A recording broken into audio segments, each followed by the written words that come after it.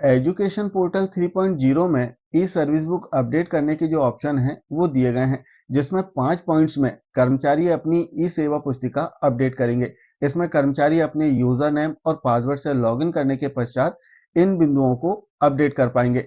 अब इसमें किस प्रकार से ई सेवा पुस्तिका अपडेट करें, इसका एक फुल वीडियो चैनल में अपलोड है, जिसे आप देख सकते हैं और अपनी जो ई सेवा पुस्तिका है इसे अपडेट कर सकते हैं। इसमें यदि हम देखें तो कुछ ऐसे बिंदु हैं जहां पर गलतियां हो सकती हैं। जैसे मुख्य रूप से हम देखें तो तिथियों को लेकर, जैसे हम बात करें प्रेजेंट पोस्टिंग डेट की या फिर पोस्टिंग डेट की या फर्स्ट अपॉइंटमेंट डेट, तो इसमें कंफ्यूजन बना हुआ है कि कहाँ कौन सी डेट फिल करना है। तो आज हम देखेंगे कि किस प्रकार से हमें ई सेवा पुस्तिका त्रुटि रहित अपडेट करना है, क्योंकि एक बार यदि आपने अपडेट कर दिया और कोई गलत जानकारी इसमें ऐड हो गई तो सुधार करने के लिए फिर हमें डीडीओ, बीओ, डीओ के चक्कर लगाने पड़ते हैं, काफी समस्या होती है। तो आइए देखते हैं कि जो डेट वाला पोर्शन है, जिसमें हमें तिथियों को अंकित करना है, तो इन्हें कैसे दर्ज करें और कौन सी डेट कहां पर हमें दर्ज करना है, इसकी पूरी जानकारी हम देखेंगे। तो मुख्य रूप से यदि हम देखें तो इसका 5वां बिंदु होता है पोस्टिंग डिटेल से रिलेटेड, जहां पर हमें अपनी पोस्टिंग की जानकारी दर्ज करना होता है। इसे शुरू से हम समझ लेते हैं कि कैसे अपडेट होगी। तो इसके लिए सबसे पहले तो हमें एजुकेशन पोर्टल 3.0 को ओपन करना है और इसमें अपने यूनिक आईडी और पासवर्ड से लॉगिन कर लेना है। अब यदि आपको अपना पासवर्ड नहीं पता तो आप फॉरगेट कर सकते हैं। किस प्रकार से फॉरगेट करना है इसका एक वीडियो चैनल में अपलोड है, आप चाहे तो उसे देख सकते हैं। जब हमने लॉगिन कर लिया तो कुछ इस प्रकार का इंटरफेस हमारे सामने आएगा, जहां पर हम देखेंगे कि एम्प्लॉय डायरेक्टरी लिखा हुआ है, इसे हमें ओपन करना है। ओपन करने के बाद में ई सर्विस बुक का ऑप्शन आएगा, इसे आप ओपन कर लें। ओपन करते ही आप देखेंगे कि 5 बिंदुओं में हमें अपनी ई सेवा पुस्तिका अपडेट करना होता है। तो आपने शुरू के जो 4 पॉइंट्स हैं इन्हें अपडेट कर लिया, इसके बाद में आपको पोस्टिंग की डिटेल इसमें अपडेट करना है। इसमें एक बात और बताना चाहेंगे कि जब भी आप अपनी ई सर्विस बुक अपडेट करें तो इससे संबंधित जो डॉक्यूमेंट्स हैं अपने पास में सॉफ्ट और हार्ड कॉपी में जरूर रखें, और जो सॉफ्ट कॉपी है इसे अच्छी क्वालिटी में इसमें अपलोड करें, क्योंकि जो डॉक्यूमेंट्स हैं वो आपके लॉगिन में सेव रहेंगे। तो आइए देखते हैं कि जो पोस्टिंग डिटेल है कैसे अपडेट करना है। तो जैसे ही पोस्टिंग डिटेल वाले पोर्शन पर हम आते हैं तो यहाँ से पोस्टिंग टाइप आपको सेलेक्ट करना है। अब जैसे ही हम यहाँ पर क्लिक करेंगे, यहाँ पर एक बात और बताना चाहेंगे कि पोस्टिंग डिटेल में आपको अपनी सारी जानकारी दर्ज करना है। सारी जानकारी से तात्पर्य जब से आपकी जॉब लगी है तब से लेकर अभी तक, यदि आपका ट्रांसफर हुआ है, संविलियन हुआ है या फिर न्यू कैडर में आप आए हैं, तो वो सभी कुछ आदेश आपको इसमें अपलोड करना है। साथ ही उसकी जो डिटेल है वो इसमें ऐड करना है। तो जैसे सबसे पहले हम स्टार्ट करेंगे फर्स्ट अपॉइंटमेंट से। तो यहाँ पर हम फर्स्ट अपॉइंटमेंट सेलेक्ट करते हैं। इसके बाद में जो हमारा प्रथम नियुक्ति आदेश है उसका क्रमांक यहाँ पर फिल करना है, किस डेट में वो जारी हुआ है वो डेट फिल करना है। इसके अतिरिक्त यहाँ पर आप देखेंगे कि पोस्टिंग ऑफिस कोड, यहाँ पर जिस स्कूल में आपकी पोस्टिंग हुई थी उस स्कूल का डाइस कोड रहेगा। पोस्टिंग ऑफिस नेम, स्कूल का नाम रहेगा। इशूइंग अथॉरिटी, अर्थात किसके द्वारा आदेश जारी किया गया है उनका नाम रहेगा, और किस पद पर आपकी नियुक्ति हुई है। यहाँ पर जो पोस्टिंग टाइप सेलेक्ट किया है इसमें किस पद पर आपकी नियुक्ति हुई थी वो डेजिग्नेशन आपको यहाँ पर सेलेक्ट करना है।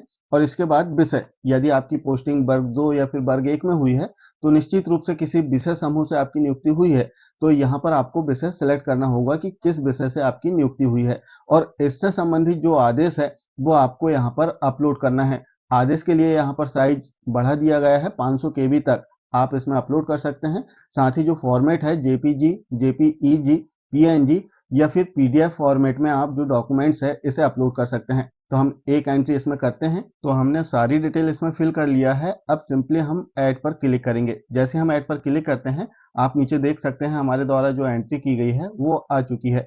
अब डॉक्यूमेंट्स को आप व्यू पर क्लिक करके देख सकते हैं कि इस संबंध में जो डॉक्यूमेंट्स था वही डॉक्यूमेंट्स आपने अपलोड किया है या नहीं। तो इस प्रकार से एक एंट्री हमारे द्वारा हो गई। अब सेकंड पोस्टिंग डिटेल, आपकी प्रथम नियुक्ति हो गई। इसके बाद यदि आपका ट्रांसफर हुआ हो या फिर संविलियन हुआ होगा तो वो डिटेल आपको फिल करना है। जैसे हमारा संविलियन हुआ है, हमारी जो नियुक्ति थी संविदा शाला शिक्षक वर्ग 1 में हुई, इसके पश्चात हमारा संविलियन हुआ तो हम यहाँ से संविलियन सेलेक्ट करेंगे। अब संविलियन का जो ऑर्डर नंबर है वो फिल करना है, डेट फिल करना है, और किस संस्था में थे आप जब संविलियन हुआ है वो संस्था का डाइस कोड, संस्था का नाम, किसके द्वारा आदेश जारी किया गया है, वो सभी कुछ डिटेल आपको यहाँ पर फिर से फिल करना होगा। तो हमने सम्मिलियन की जो डिटेल है वो ऐड किया है। सम्मिलियन की डिटेल ऐड करते समय आपको ध्यान रखना है कि जैसे आपकी संविदा शाला शिक्षक वर्ग 1, 2, 3 या फिर शिक्षा कर्मी वर्ग 1, 2, 3 में नियुक्ति हुई है। इसके बाद में यहाँ पर जो डेजिग्नेशन आप सिलेक्ट करेंगे, सम्मिलियन के उपरांत किस डेजिग्नेशन में आए हैं आप, वो डेजिग्नेशन आपको यहाँ पर सेलेक्ट करना है और इससे संबंधित जो आदेश है वो चूज फाइल पर क्लिक करके आपको अपलोड करना है और सिंपली ऐड पर क्लिक कर देना है। जैसे हम ऐड पर क्लिक करेंगे तो नीचे जो सेकंड एंट्री है वो आ जाएगी। तो इस प्रकार से 2 एंट्री हमारी हो गई। अब इसके बाद में यदि आपका ट्रांसफर हुआ है तो यहाँ से आप ट्रांसफर सेलेक्ट करें, कब ट्रांसफर हुआ है, उसका ऑर्डर नंबर क्या है, वो सभी कुछ डिटेल आपको यहाँ पर फिल करना है। साथ ही ध्यान रखने वाली बात कि डेजिग्नेशन और जो सब्जेक्ट है वो भी आपको सेलेक्ट करने होंगे। यहाँ पर हमने अपने ट्रांसफर की एंट्री इसमें किया। अब सिंपली ऐड पर हम क्लिक करेंगे। जैसे हम ऐड पर क्लिक करते हैं तो हमारे ट्रांसफर की जो डिटेल है वो यहाँ आ गई है। आप देख सकते हैं पोस्टिंग टाइप यहाँ पर लिखा हुआ है कि किस प्रकार की डिटेल आपने इसमें दर्ज किया है। फर्स्ट अपॉइंटमेंट है, सम्मिलियन है, ट्रांसफर है। अब इसके बाद में महत्वपूर्ण बात, आपका ट्रांसफर हो गया, एक बार ट्रांसफर हुआ, यदि 2 बार हुआ है तो दूसरी बार भी आपको ट्रांसफर की इसमें एंट्री करना है। कहने का तात्पर्य कि आपके सेवा काल में जो कुछ घटित हुआ है वो सभी कुछ आपको इसमें ऐड करना होगा। अब ट्रांसफर के बाद में हमारा जो न्यू कैडर है इसमें सम्मिलियन हुआ है तो हम यहाँ से न्यू कैडर सेलेक्ट करेंगे। न्यू कैडर का जो आदेश है आपका, जो नवीन शैक्षणिक संवर्ग में हम आए हैं उसका आदेश, ऑर्डर नंबर, वो सभी कुछ आपको इसमें अपलोड करना है। इस प्रकार से हमने जो न्यू कैडर है इसकी एंट्री कर लिया। यहाँ पर एंट्री करते समय आपको ध्यान रखना है कि अब डेजिग्नेशन आपका चेंज हो जाएगा।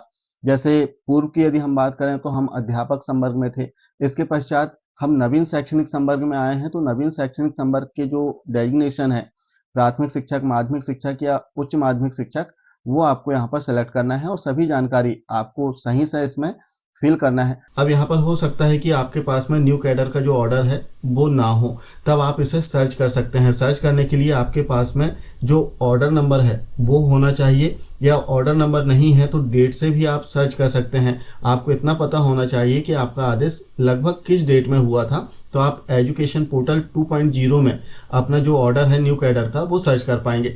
तो हमने यहाँ पर एंट्री किया, इसके बाद में सिंपली ऐड पर हम क्लिक करेंगे। इस प्रकार से जो न्यू कैडर की इन्फॉर्मेशन है वो इसमें ऐड हो गई है। इसके बाद में फिर से हमारा ट्रांसफ़र हुआ है तो हम फिर से यहाँ पर ट्रांसफ़र सेलेक्ट करेंगे और न्यू कैडर में आने के बाद में ट्रांसफ़र हुआ है तो उसकी एंट्री कर लें आप यहाँ पर। तो हम डिटेल फिल करते हैं। इस प्रकार हमने न्यू एंट्री कर लिया। अब ऐड पर हम क्लिक करेंगे। जैसे ऐड पर क्लिक किया तो नीचे डिटेल ऐड हो चुकी है।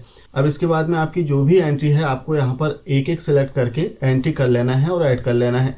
और लास्ट में आपको नीचे आप देखेंगे कि सेव का ऑप्शन दिया गया है, इस पर आप क्लिक कर दें। लेकिन एक बार अच्छे से चेक कर लें कि आपने अपनी सभी डिटेल इसमें ऐड कर दिया है या नहीं। तो हम सेव पर क्लिक करते हैं। जैसे हम सेव पर क्लिक करेंगे यहाँ पर सक्सेस का मैसेज आ जाएगा कि ऑल रिकॉर्ड सेव्ड सक्सेसफुली। आपको ओके कर देना है, आपकी सारी जो डिटेल है वो सेव हो चुकी है। तो इस प्रकार यदि आप ई सर्विस बुक अपडेट कर रहे हैं तो बहुत ही सावधानी से अपडेट करें। जैसे इसमें एग्जाम्पल हम देखें कि प्रेजेंट पोस्टिंग डिटेल मांगी गई है तो वर्तमान में जो पदस्थापना है आपकी वो फिल करना है, या फिर फर्स्ट अपॉइंटमेंट डिटेल मांगी गई है तो जो प्रथम नियुक्ति है आपकी वो उसमें दर्ज करना होगा। कहने का तात्पर्य कि बहुत ही सावधानी से आपको अपनी ई सेवा पुस्तिका अपडेट करना है, क्योंकि एक बार आपने अपडेट कर दिया और गलत जानकारी इसमें आ गई है तो फिर आपको परेशानी होगी। अनायास ही आप डीडीओ, बीओ, डीओ के आपको जाना होगा और वहां से आपको सुधार करवाना पड़ेगा, जो कि काफ़ी परेशानी होती है ऐसे में। तो आशा है जानकारी आप समझ पाए होंगे कि किस प्रकार से हम अपनी ई सर्विस बुक अपडेट कर सकते हैं। मिलते हैं कुछ इसी प्रकार की जानकारियों के साथ में नेक्स्ट वीडियो में। तब तक के लिए जय हिंद।